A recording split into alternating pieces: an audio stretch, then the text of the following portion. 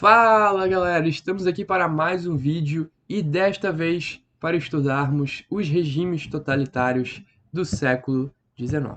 Não é um assunto leve, não é um assunto feliz, sorridente, né, e que traz alegria para os nossos corações, mas é um assunto muito importante para o teu estudo, para vestibular, para concurso, para Enem, tá?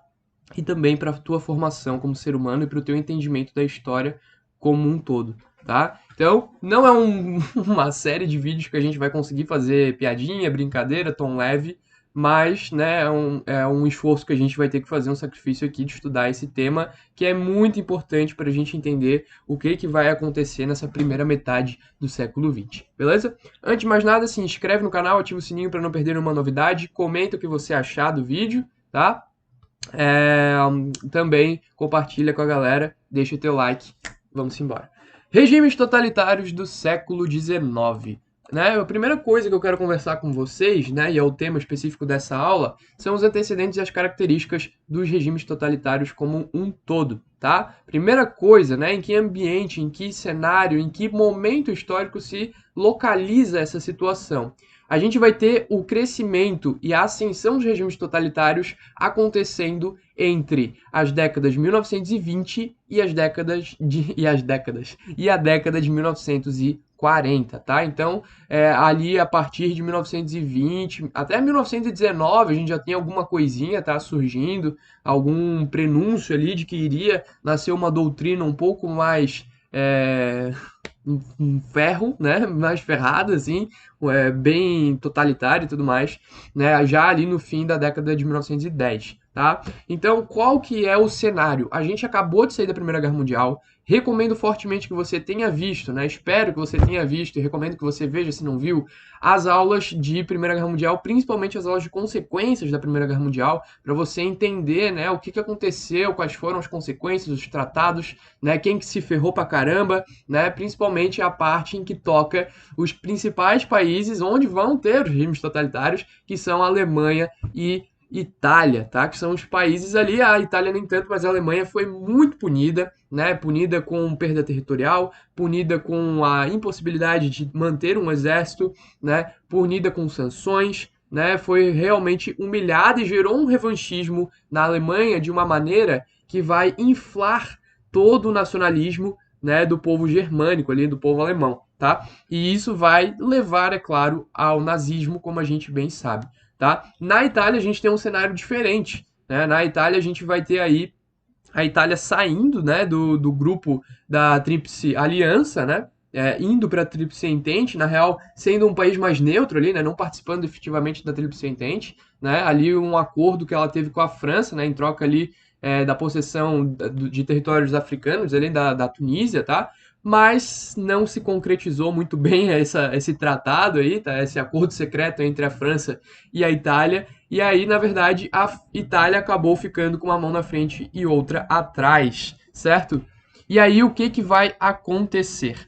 A gente vai ter, né, essa Primeira Guerra Mundial causando uma grave crise na Europa, e essa grave crise vai ser o principal motivo da gente ver um cenário diferente, né? Um fervilhão de pessoas querendo fazer a mudança acontecer, né? Porque o que as pessoas vão começar a pensar, cara, o capitalismo, como a gente conhece, né, principalmente esse capitalista monopolista que gerou todas as disputas imperialistas ali no fim do século XIX, iniciando ali, né, no iniciozinho do século XX, as pessoas vão olhar para esse capitalismo e vão dizer, cara, isso daí causou a guerra e depois ferrou com a gente, né? A gente teve que ver nossos parentes e amigos indo para a guerra. E aí agora, cara, depois que acabou a guerra, a gente tá tudo ferrado na crise econômica. Esse capitalismo é vil, esse capitalismo não presta, não funciona. A gente vai ver, consequentemente, uma crise de identidade do capitalismo liberal, tá? As pessoas vão começar a achar, cara, isso não funciona, os países da Europa estão em crise, não tem dinheiro para ninguém, né? Os Estados Unidos têm que financiar com o plano Yang os países da Europa para se reconstruírem,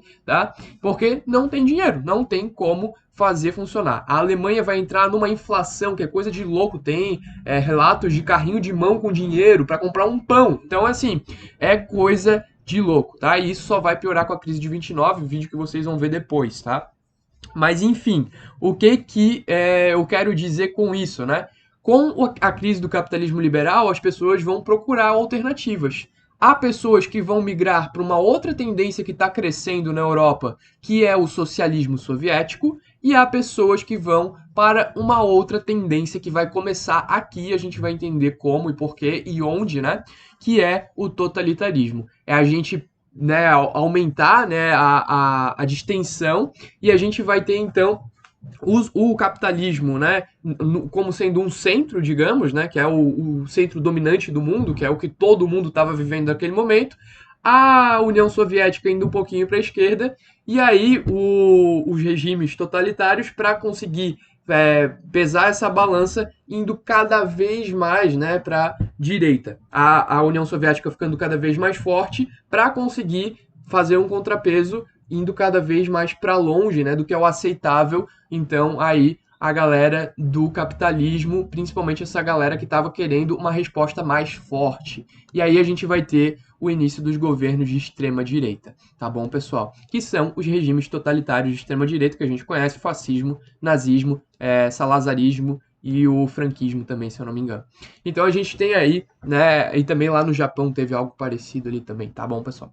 E aí a gente vai ter, né, cara, uma grande confusão aqui que as pessoas falam, né? Ah, o nazismo era de esquerda. Não era, cara. O nazismo surgiu como uma resposta à esquerda. Quem sabe se não existisse comunismo, né? Se não existisse o socialismo, eu acho pouco provável, tá? Porque também tem uma parada muito cultural, muito nacionalista, né? Antissemita, que isso ia acabar vingando de uma maneira ou de outra. Mas a gente teria, talvez, a falta da desculpa, né? Porque a desculpa que era usada na época é o seguinte: a gente precisa implementar um governo forte, um governo totalitário para barrar o comunismo, para barrar o inimigo vermelho, tá? Que é a desculpa que vem sendo usada até hoje, né? Se a gente for parar para pensar, muita gente fala que a gente tem que caçar os vermelhos, né? Então, é uma situação aí de resposta, tá?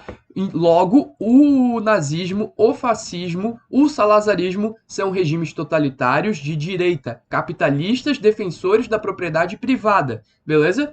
É muito importante a gente ressaltar isso. E a principal característica deles, como eu falei para vocês, é o nacionalismo exacerbado, é o totalitarismo e o anticomunismo. Um de cada vez, Bruno, por favor. Nacionalismo exacerbado. Nós somos germânicos, nós somos da raça ariana, né? Nós somos a raça superior, né? Ou nós somos os italianos, descendentes do Império Romano, né? Do Ocidente. A grande Roma lá da antiguidade clássica. Nós somos o povo escolhido por Deus, né? Nós somos o povo italiota, né? Então a gente tem essa grande identidade, né, querendo se propagar, né, como um grande império, conquistar e fazer a sua vontade valer sobre as demais nações do mundo. Beleza? Estado totalitário. O que é um Estado totalitário? Estado, a gente já sabe, né? A definição de Estado, a gente discutiu em todas essas aulas, né? O Estado é aquela entidade, né? É aquela, trazendo um pouco para a filosofia aqui, né? Aquele organismo, né? Que vai, então, organizar a sociedade. E a gente teria, então, o totalitarismo sendo aquele Estado, né, que controla absolutamente tudo, né? É o Estado que controla não só a política, mas ele controla a sociedade, ele controla os costumes, ele controla a cultura e, acima de tudo, ele controla a liberdade. Ele define quem vai sair nas ruas, ele define quem trabalha, quem fica em casa e, principalmente, ele define quem vive e quem morre. E é por isso que é muito importante e é muito, muito pesado, né? E muito complicado a gente não tratar o totalitarismo, o nazismo e o fascismo como eles são: regimes totalitários, perigosos e que impedem a liberdade de ir e vir, de expressão, e também aplicam aí o controle de corpos, né? Eles controlam quem vive e quem morre. Beleza? E aí a gente vai ter aí o anticomunismo também como grande característica, né? A gente não pode ter os vermelhos na nossa nação, a gente precisa eliminar os vermelhos, toda aquela situação que a gente já conhece, né? Um ódio, um repúdio pelo marxismo, pelo leninismo, né? Pelo stalinismo, um pouco depois, né? Então a gente vai ter aí esse arcabouço, né? Então aqui uma charge que eu achei interessante, né? A figurinha do bigode. E ele falando, repitam comigo, vivemos numa democracia, mesmo que colocando a sociedade num transe ali, né? Tentando convencer a sociedade de que aquilo era normal, que era uma coisa que tinha participação popular, que a gente sabe que não tem, né? Que na verdade era um regime totalitário onde Hitler, Mussolini, né, ou Salazar controlavam tudo da maneira que eles quisessem.